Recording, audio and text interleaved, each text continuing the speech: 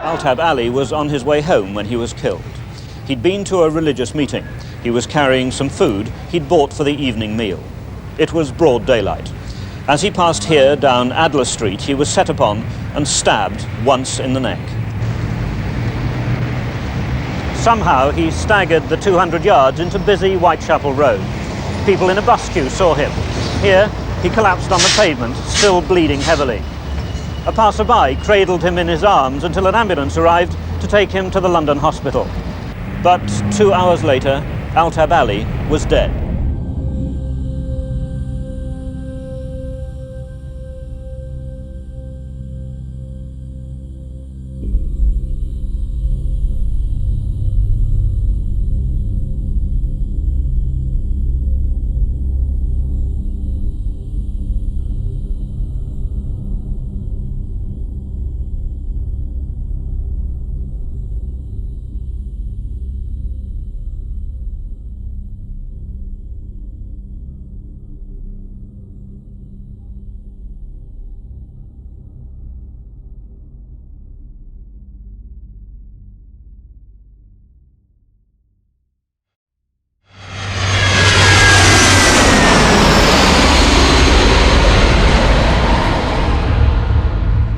The first night when I landed in Heathrow, it was the night time and it was all bright, colorful and dazzling compared to my village where I was born.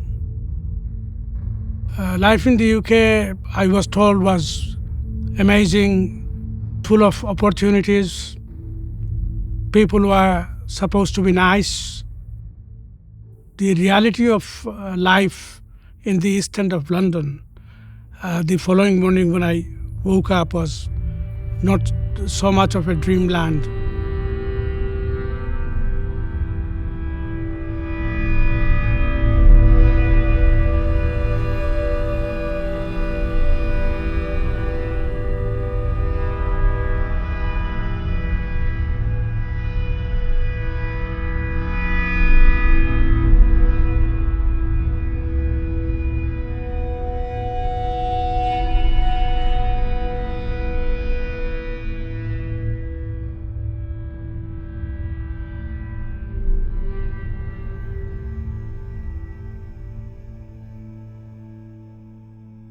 You are now in the capital city of the United Kingdom. Okay? Right.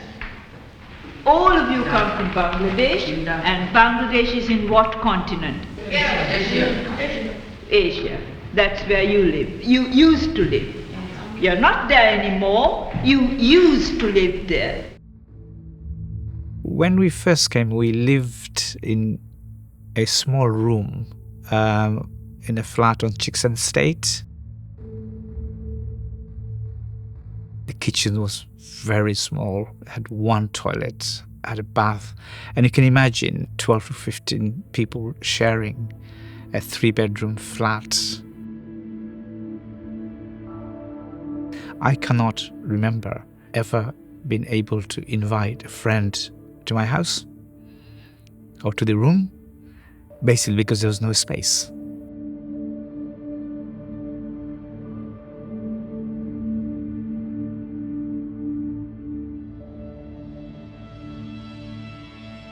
The confinement and the size and the limitation was something that none of us expected. But it offered some kind of security because the community at that time, in the early 70s, was also under attack from the British National Front. Get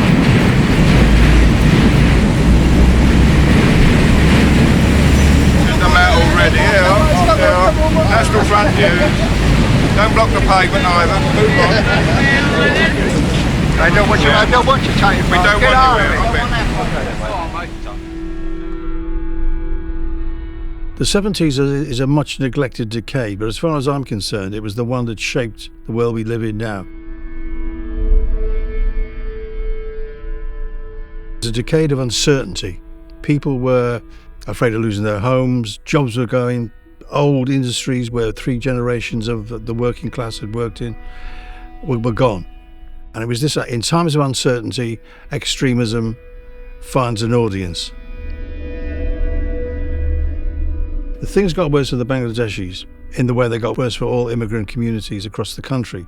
If you look at where the far right organised, it was always in inner city areas where there'd been traditional industries which had gone.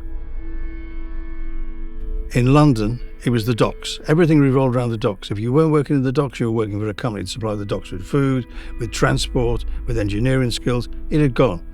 And that the working class in the East End of London so all of a sudden said, well, we're on the dole. Where's the work gone? Why is it gone? And the easiest person to blame is that new immigrant, the Bangladeshi. The National Front had a license to roam around the streets looking deliberately and publicly to beat people up. National Front, in fact, brought fear to the people's mind. And people accepted that fear because this is the way. So people are very mindful for their, life and livelihood, how they, protect themselves. I mean, I got battered on a regular basis going to the school. My concern of going to the school wasn't what I'm going to learn that day, it's how much I'm going to get beaten up on that day.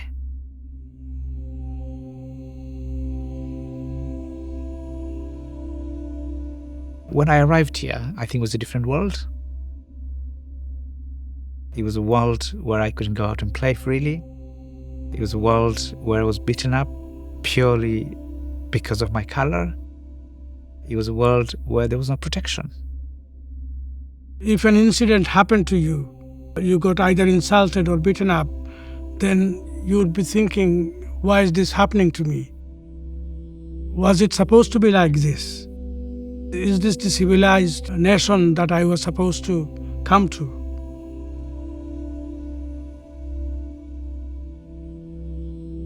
A lot of us couldn't understand why no one would stand up for us, why the authority would turn a blind eye.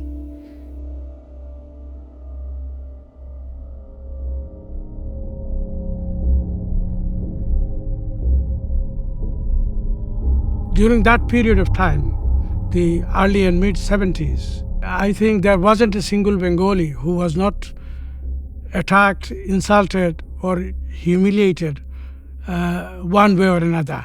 Somebody came with a bottle that was behind his hand and he started and he was hit in this very place. What sort of bottle was it? Dudor bottle. It was milk bottle. And what happened after that? He started fighting. And naturally there were three, two left out, two ran out and he fought with them and he lay down, he fell down and they beat him like anything. How many stitches were necessary? 4 stitches, 4 stitches were there. What colour were the boys who attacked him? All over whites. All white? All whites. Was he robbed?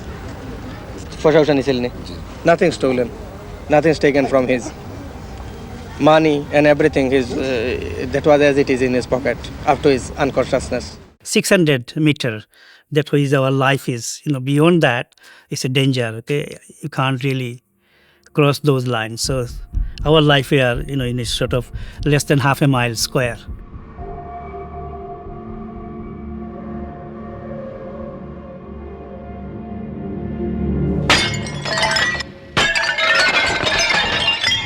At night about 10:30, we are sit down here and they throw the big stone, that one, and when it's come in through the windows and it's nearly hit my son.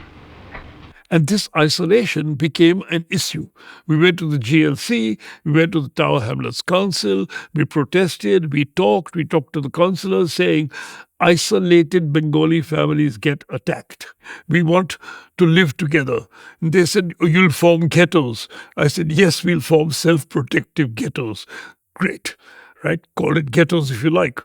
But it's better to be called a ghetto and be safe than be attacked all the time. I am waiting last 5 years for Tower Hamlet. In Tower Hamlet councils, they didn't give me any flat. So what I have to do? I get only one room. We are living 6, 7 people. No bath, no proper toilets. So where I have to be live? We have to be squatting, or we can't stay on the street with a little kid. Housing was the major problem confronting 99% of the Bengalis in the east end of London. There were community leaders in the white community who would dictate how housing is allocated. It was based on nepotism, family and friends. That kind of an arrangement existed. Many of the people who were running public services, including housing, were themselves racist. So a lot of people felt this is a lost cause. If no one's going to help us, then we need to do something about it.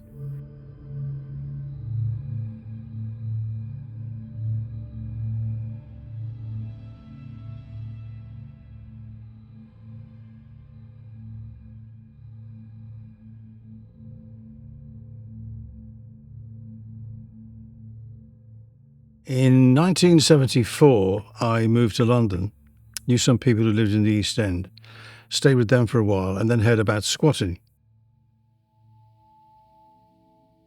In the July of 74, I broke into a bricked-up house in Aston Street, connected up the electricity and the gas, cleaned it up, moved the rubbish out and moved in. And began to go to squatters' meetings, and at the squatters' meetings I was introduced to a few Bangladeshis who were already squatting, and how they'd squatted was they'd either been helped by the sort of hippie type squatters, which what the movement was at the time, or they had paid money for a rent book, moved in, thought they had a tenancy and didn't.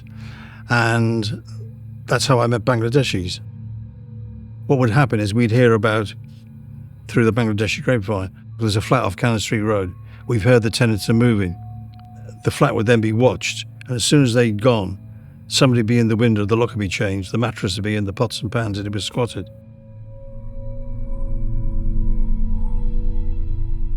We formalized the whole adventure by calling it the Bengali Housing Action Group, which spells Bhag, which means tiger. So it was kind of aggressive also. Bhag also means share. It has two meanings. So we wanted a share of the housing, and we wanted to be tigerish.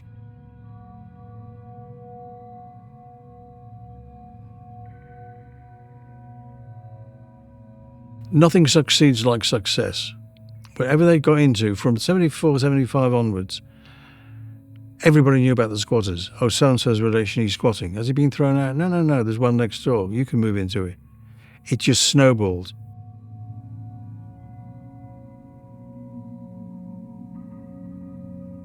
In the end, what the GLC and what Tower Hamlets did, they said, we'll turn your squat, for which you don't pay anything, into £6 a week rent, but now you're legal.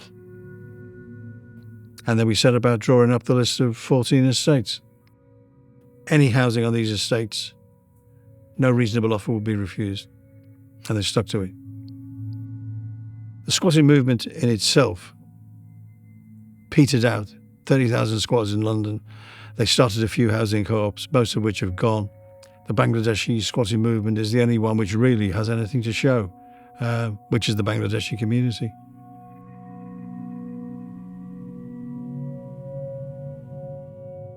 Bengali Housing Action Group believed that we were, in a very broad sense, part of a revolution in Britain.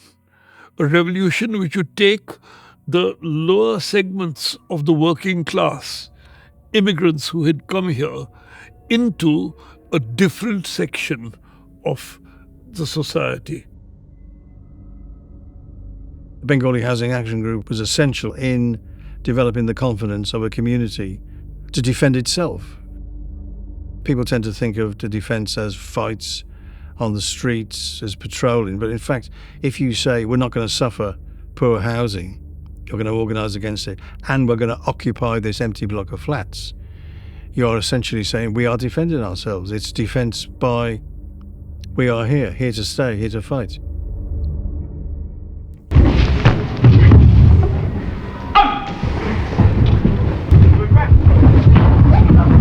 To your left.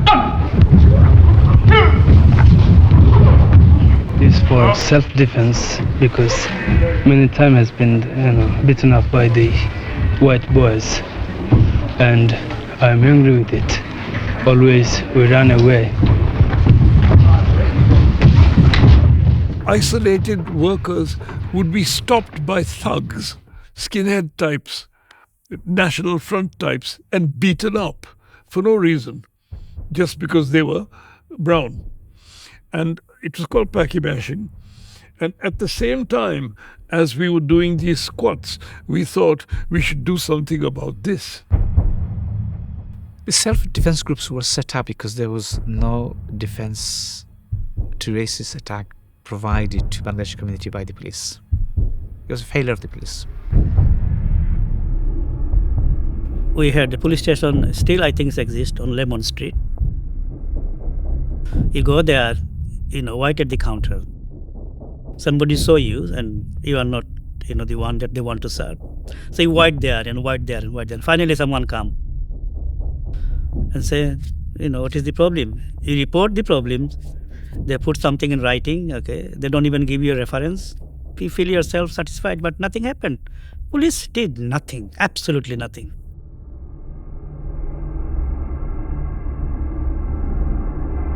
My generation got tired and fed up of seeing the wrongs. And many of us were not prepared to lay down and to be walked over. The older generation, they never regarded this country as their own. They're quite used to the idea of discrimination or racism, because these evils were there in Bangladesh when it was governed by the then British colonialist government in Indian subcontinent. So they have been already exploited. They know what exploitation is. They know what discrimination is. But younger people, discrimination is something new to them. Racism is something new to them. They regard this country as their own. By 1976, the people who used to meet in the Adult Education Institute had decided to form the Bangladeshi Youth Movement.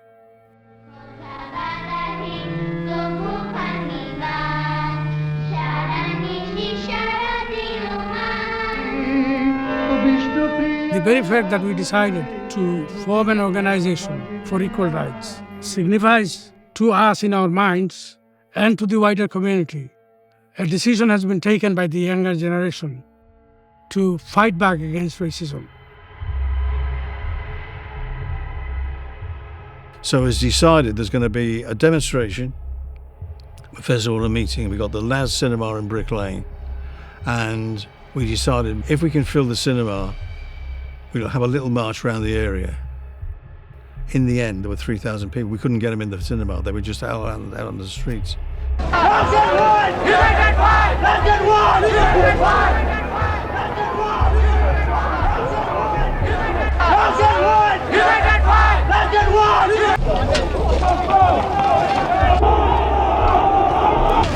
The atmosphere changed overnight. From absolutely nowhere 4 years before, 3,000 Bangladeshis marched around the streets with placards saying, we're not being racially attacked.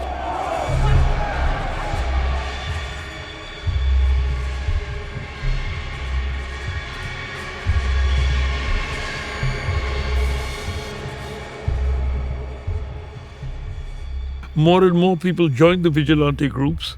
More and more people were vetted to say, yeah, get together. There were groups of friends even, right? But they were all young Bangladeshi men. I remember on a number of occasions myself and colleagues were picked up to go out into the community and provide support to victims of racial attacks.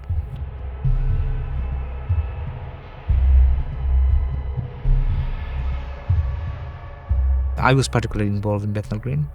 Round Cambridge Heathrow was a quite vulnerable area where national fronts or local racist perpetrators was regularly used to go out as a hunting pack, looking for, in those days, what they would label as pakis.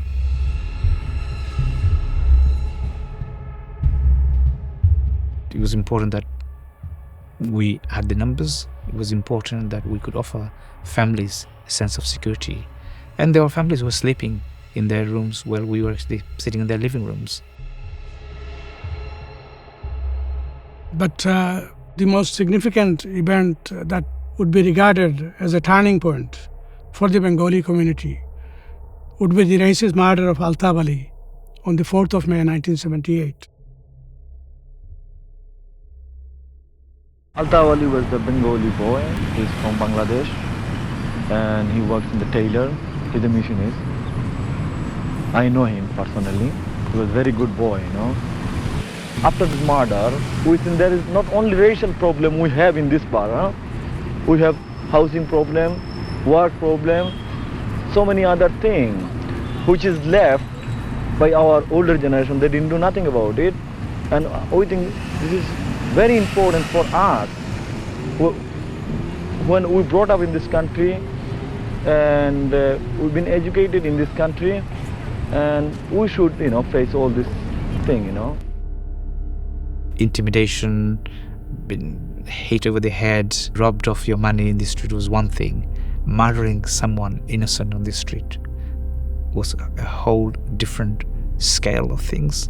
And that, I think, galvanized Bangladeshi community up and down the country.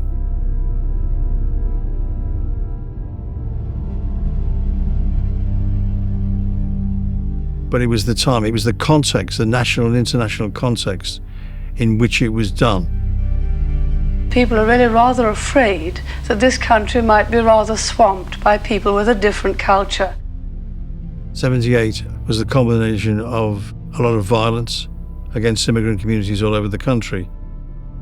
There were events in Southall which they knew about. There was stuff going on in Bradford with racial attacks. But the anger was always there. It wasn't expressed. It was suppressed. It was a nice day on the 4th of May. People had street meetings. And later on, we decided to meet formally with representatives from different interest groups in the premises of the Bangladeshi Welfare Association. And there, we met and decided that action has to be taken now. Here to stay, here to fight. That was our slogan.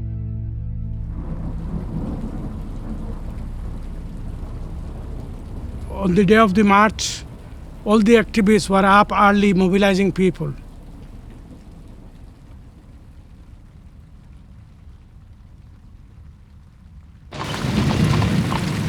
Everyone felt the same way. Everyone felt they have lost part of their body, part of their mind.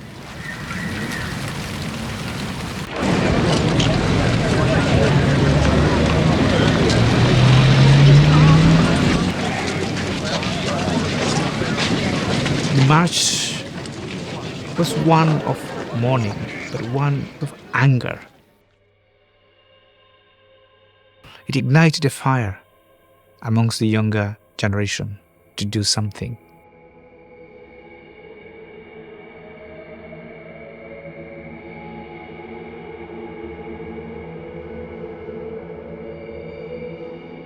This is when thousands of people come out on the street. They are no longer timid, law-abiding citizens from the Bengali community.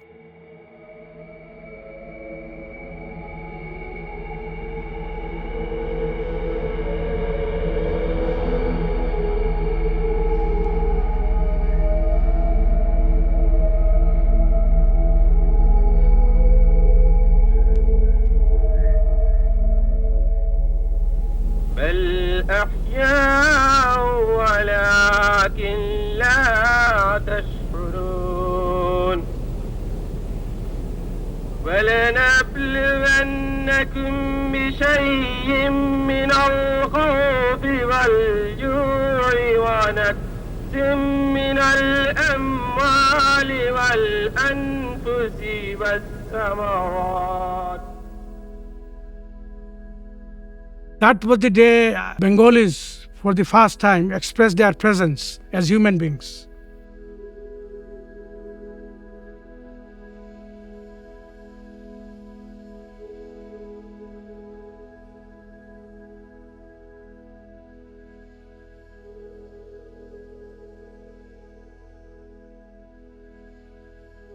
Galvanization happened as a result of a combination of injustices that were inflicted on our community, whether it was poor education service, no youth provisions, poor policing, poor housing, poor health services. And it got to a point that people felt they were being attacked from all angles and have no choice but to stand up and fight.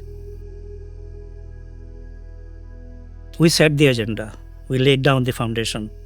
I mean, the fact that now the Tower Hamlet Council executive mayor is a Bengali chap. We have, more than half of the councillors. We have 2 MPs. So it's a tremendous achievement.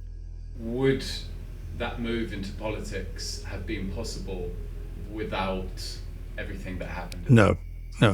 You need political power, you need economic power, you need confidence, and all that came out of the 70s. It made that community.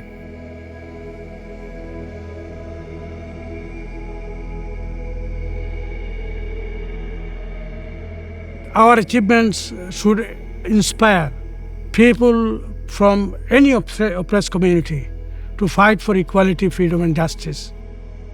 And of course, those of us who have been subjected to exploitation want to be able to say one day in the future that our sons and daughters will become custodians of a free and fair society, not only in East London, but the whole of London, whole of the UK.